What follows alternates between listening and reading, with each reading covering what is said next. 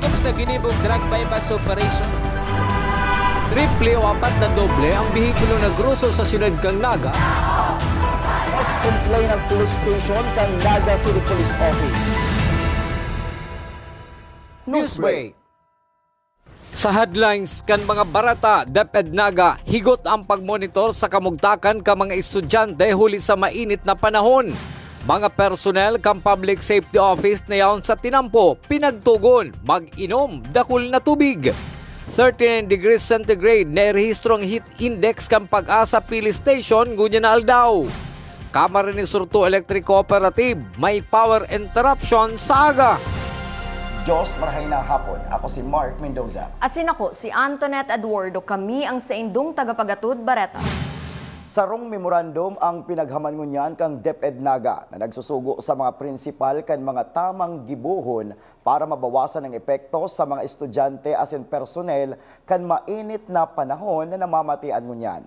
Aramon taman ang kumpletong detalye sa report ni Melvin Machado.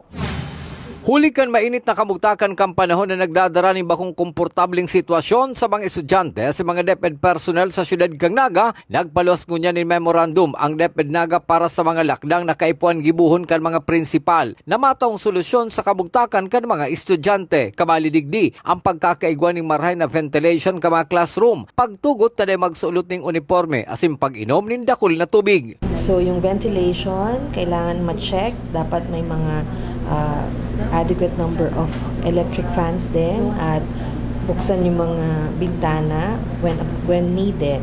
Yan.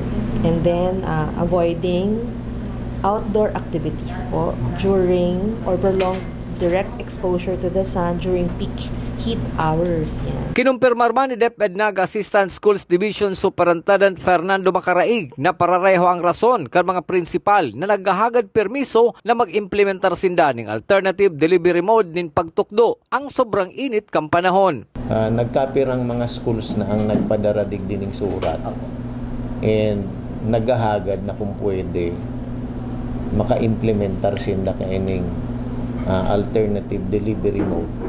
Ang common na rason, sobra na ang init talaga. Sa ngunyan, may paman estudyante pinagrespondihan huli kang mainit na panahon, alagad higot ang monitoring kang DepEd sa sainda pati na sa mga personnel. Para sa One Media, TV48 Naga, Melvin Machado, Newsbreak. Mientras tanto, ipinagpasalamat man ni Dr. Joan Sebastian, Medical Officer kan DepEd Naga, ang pagkakaigwakan lokal na gobyerno nin school-based health workers na iyo ang marespondi sa anuman na problema kan mga estudyante ngunya na mainit ang panahon. Ang nasabing programa ang haloy naman na pinag-implementar kan syudad para masigurong may maasikaso sa mga kaakian sa mga panahon nin emerhensya. We are now blessed with meron tayong school-based health workers from the LGU. So sila yung nandoon sa schools natin. They can provide the first aid. So especially pag heat exhaustion, yan, dapat may mga wet towels aside from the other hydration, etc. Padago sa mga bareta, pinaglinaw ni Assistant Schools Division Superintendent Fernando Macaraig na siring sa dati pwedeng yaon sa harungsanaan mga maestra para mag-monitor kan aktibidad kan mga estudyante kung mapasunod ini kan alternative delivery mode. Huli kan bakong marhay na kamugtakan kan mga estudyante kung yaon sa classroom ngunya na mainit ang panahon. Once na nag-implementar ng alternative delivery mode ang sarong eskwelahan, ang teachers, kung dahil siya makakakondusir kung kaya niya magkondusir ng alternative delivery mode, pwede po siya na yaon duman sa harong, duman niya pwedeng i-monitor kung ano nangyayari sa field o sa mga kaakian. Sa iba pang bareta, mga personnel kan Public Safety Office na yaon sa tinampo para magmanihar kan trapiko, may tamang pagirumdum para makalikay sa heat stroke. Mantang pagtindanin palamig, mabentangon yan. Ang detalye sa report ni Melvin Machado. Kabali sa naglilikay na mabalad kung sobrang init kang panahon, ang mga personahe kan Public Safety Office. Ang pag-inom ng tubig asin paminsan-minsan na pagsirong kung grabe ng init asin bako man traffic ang kabali subot sa tugon sa sainda. Ni Masarani Gumba ang pamayo kang PSO. Iyo manini ang pinagigibo ni Abigail Amaro, Admin Aid 1 kan Public Safety Office. Mag-inom po ng dakon na tubig.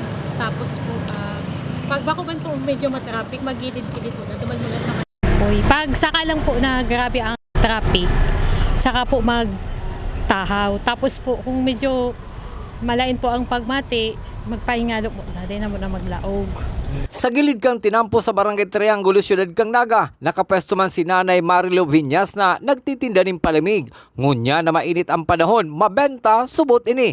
Saro si Cesar Baraba sa nagpasiguro na makainom ng preskong buko juice para subot maiwasan ang heat stroke. Yan, kang sugma, naka 1,000 man kong benta, pagkira kang nakaraging aldaw. Na per 700 ang benta ko. Kan sugma, 1,000 si benta ko. Ayun, dahil mainit. Grabe, sobrang init ko niyan. Ayun. Pero kayo may balon ka pang tubig. Ayun, igwa kami balon tubig dyan, oh. Sarong galon. Kabali man sa pinapalikay ngunya na mainit ang panahon, iyo ang may mga comorbidities. Para sa One Media, TV48 Naga, Melvin Machado, Newsbreak. Sa iba pang bareta, suspendido muna ang kasuguan kan lokal na gobyerno kang Naga mapadapit sa oras kan paggamit kang air conditioning unit sa mga opisina na kaipuhan bukasan sa oras na alas 9 nin aga asin i-off sa oras na alas 4 nin hapon. Ang pagsuspender na ini ang resulta kan sobrang init kan panahon. Ipinasunod man ang schedule kan paggamit kang air conditioning unit sa City Hall kang Naga huli kan halangkaw na konsumo sa kuryente kan mga nakalis na mga taon. Sa pagbabalikan news break, construction worker sa Bula, Camarines Sur nakumpiskaran subuot nin shabu. Iyan na siniba pang mga bareta sa pagbuelta kan One Media TV48 Naga News Break. Dakop sa ginibog drug bypass operation. Triple o apat na doble ang bihikulo na gruso sa Siyudad kang Naga. Mas complain ng police station kang Naga City Police Office. Newsbreak. Flight attendants, prepare for takeoff, please.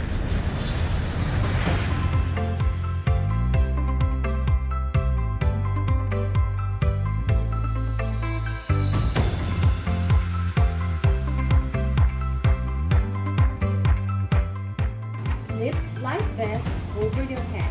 Take the tape around your waist.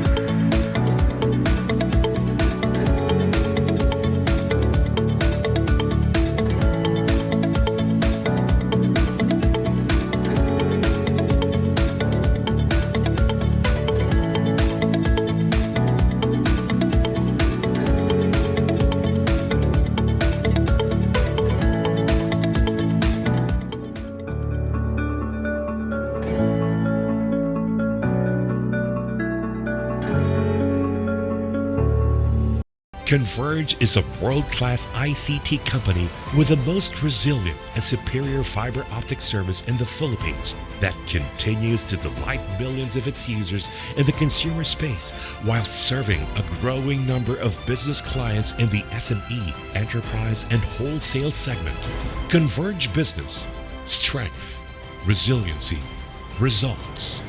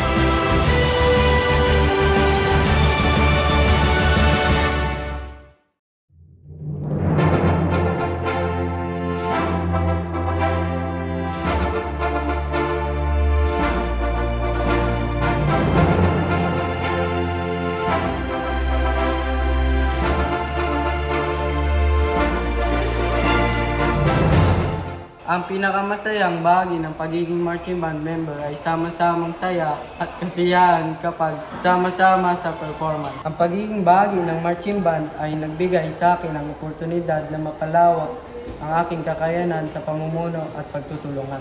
Ang dapat ninyong abangan sa nalalapit na Tanog Banda ay pagtatangal ng mga batang musikero na galing pa sa Santo Domingo, probinsya ng Albay. Sa aming mga taga-suporta, maraming salamat sa inyong walang sawang suporta at pagmamahal sa aming banda. Ang iyong suporta ang nagbibigay inspirasyon sa amin upang magbigay ng pinakamahusay na performance sa bawat pagkakataon. Puspusan po namin pinaghahandaan at pinag-aaralan yung bawat parte ng musika na aming ipapalabas sa darating na Tanog Banda upang maging maganda ang presentasyon ng aming paaralan. Bukod sa disiplina, we practice with our heads and we play with our hearts together with passion, loyalty, and dedication. Maraming salamat po sa aming school head, si Ma'am Ellen B. Abarientos, sa teaching ng Santo Domingo National High School. Gagawin po namin ang lahat para maganda ang aming presentasyon. Ito po ay para sa people of Santo Domingo and people of Albay.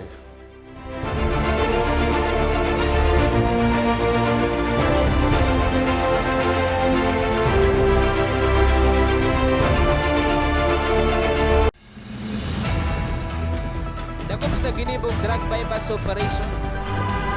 Triple o 4 na doble ang bihikulo na gruso sa siyudad kang Naga. Mas complain ng police station kang Naga City Police Office. Newsbreak.